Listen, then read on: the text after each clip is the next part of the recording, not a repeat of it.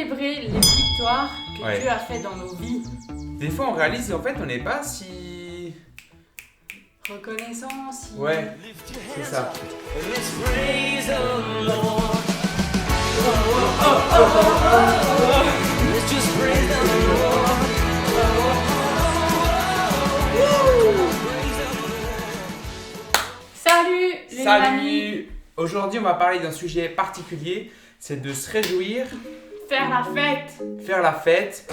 On oublie de célébrer les victoires et d'être reconnaissant. Nous, ça nous arrive, moi ça m'arrive et ça m'arrive de moins en moins parce que avec Charlotte, on essaie de mettre en place justement un système où on célèbre les petites victoires et les grandes victoires. Et si on oublie, on a des petits warnings qui font. T'as réussi un truc au boulot, t'as réussi un truc dans le sport ou quelque chose.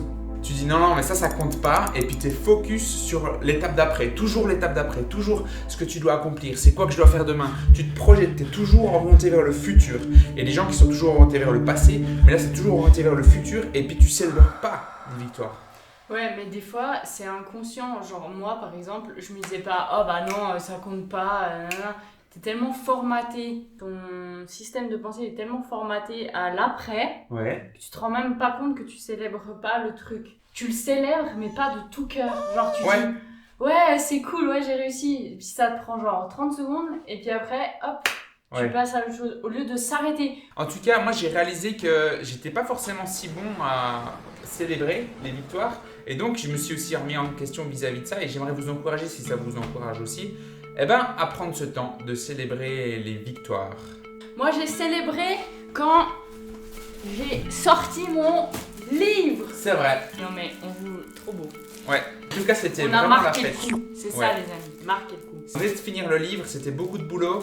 Et voilà, c'était une grande fête. Mais pour vous, ça peut être d'autres choses aussi, d'autres fêtes. Peut-être ça peut être des Est-ce- petits trucs hein. Oui.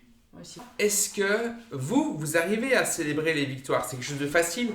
Moi, il y a une grande victoire et vous savez que plus les batailles sont longues et difficiles, plus la victoire est belle. Et moi, ça fait 4 ans que j'attendais ça.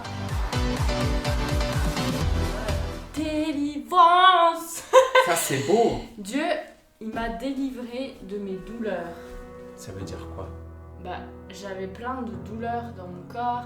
Alors, quand je suis sortie de clinique les 2 années après, c'était normal parce que mon corps avait besoin de récupérer encore du surentraînement, du burn-out sportif, etc. Vous pouvez lire tout ça dans le livre d'ailleurs. Elle Oui. fait des chouettes dédicaces. Vous avez juste à demander une dédicace et elle les fait. C'est génial. Merci pour la page pub. Derrière. Ouais. Après ces 2 années, bah, ça a duré encore 2 ans jusqu'à il y a là pas si longtemps. Et puis en fait, je me suis aperçue tout d'un coup que ça faisait plusieurs jours que j'avais plus mal. Ah. Parce qu'avant, j'avais mal tous les jours quelque part. Mais là, on voulait célébrer que du coup, il y avait plus De douleur. Mais vous savez quoi? Parce qu'il faut leur dire pourquoi aussi. Il y a eu des étapes dans ce processus de restauration et de guérison parce que j'ai pas juste attendu et laissé faire.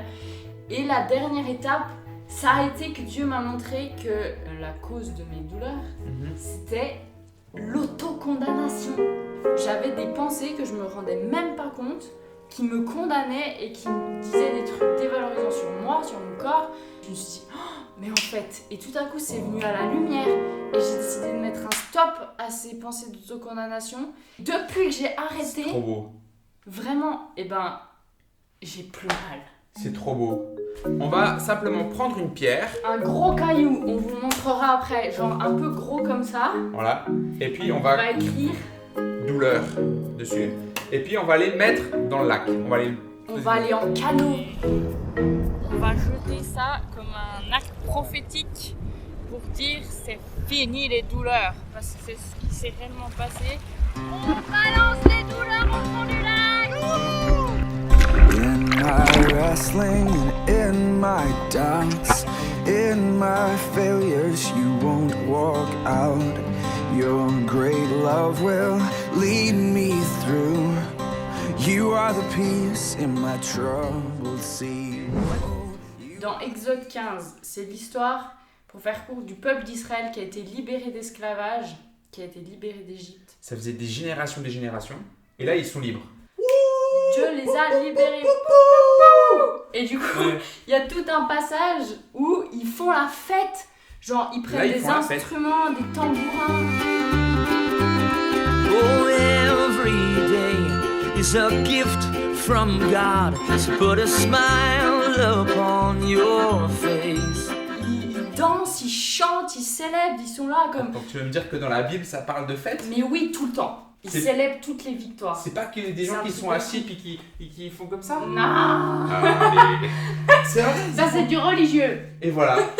Ils font la fête. Ah ok, Ils vas-y. célèbrent. Moi je veux faire la fête. Ils dansent, ils chantent. Je nous verrais bien dans la rue avec des tambourins. On prend pas le temps de célébrer, de dire merci Seigneur, la victoire a été gagnée et de s'en souvenir aussi. Genre, écrivez-les. C'est Ah ouais. un ordre. C'est un ordre. Écrivez-les. Écrivez-les. Non mais sérieux, parce que quand ça va moins bien, vous ouvrez votre carnet, tiens, toutes les victoires qui ont été gagnées et tout ce qu'on a célébré avec Dieu, et ben je peux vous dire que ça vous encourage et vous êtes repartis pour un tour. Tu veux pas faire un cours de carnet? Toi t'es la pro des Oh, trucs. attendez, j'arrive. On va faire un cours de carnet. J'ai commencé quand j'ai rencontré Jésus, il y a Ouais. 4 ans. Ça, c'était mon tout premier qu'on m'avait offert, Ok. en clinique. Ah oui. Le deuxième, c'est celui-là quand je suis partie à Jeunesse en Mission Biarritz. Ok. Tu vois. Le troisième, c'est celui-là. Le quatrième, c'est celui-là. Le cinquième, il y a eu plein d'aventures. Et celui-là. Et j'en ai un qui est celui que je suis en train d'écrire actuellement. En fait, j'écris pas tous les jours, mais j'écris quand même souvent Ouais. des trucs percutants de ma relation avec Dieu, de qui il est, de ce que j'ai appris sur lui, de ce que j'ai découvert, des victoires, aussi des moments de défaite et de douleur où je crie à Dieu, je suis là, fais quelque chose! C'est aussi comme ça que tu vois le progrès du parcours. Oui, genre on a tendance à oublier les victoires, je sais pas ce qui se passe dans mon cerveau, genre on oublie quoi, Oui. des trucs de fou.